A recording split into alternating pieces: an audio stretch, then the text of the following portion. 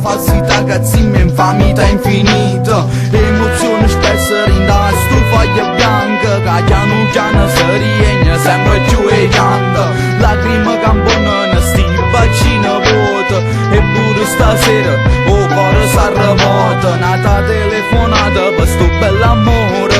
e ancora nata curtollata rinda chi sto cuore, desolazione e scenari sangue, comunque la voce amica sotto sotto poi si spanna,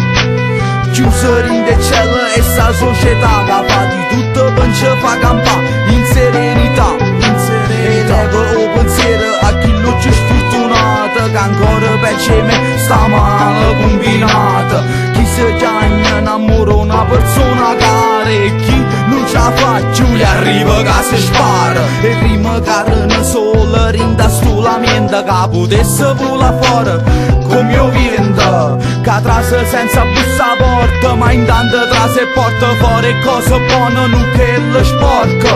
a m'ha inventato mille bombe intelligenti, ma poco me che muore solo a povera gente, che pure si intelligente non si lamenta, per paura che le levo pana sotterriente, si aspetta una mano, sai che mano e più ancora che cervello da diventa insana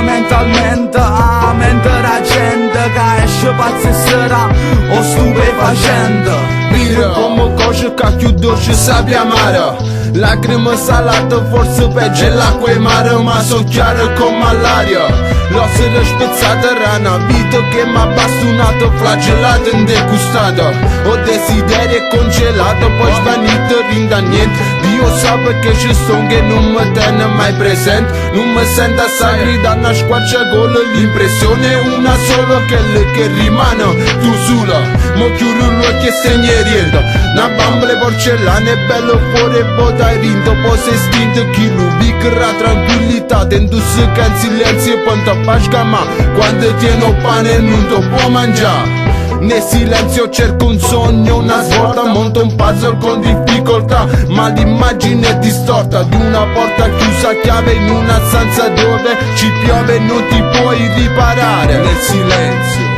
Nel silenzio cerco un sogno, una svolta, monto un puzzle con difficoltà, ma l'immagine è distorta di una porta chiusa a chiave in una stanza dove ci piove e non ti puoi riparare. Nel silenzio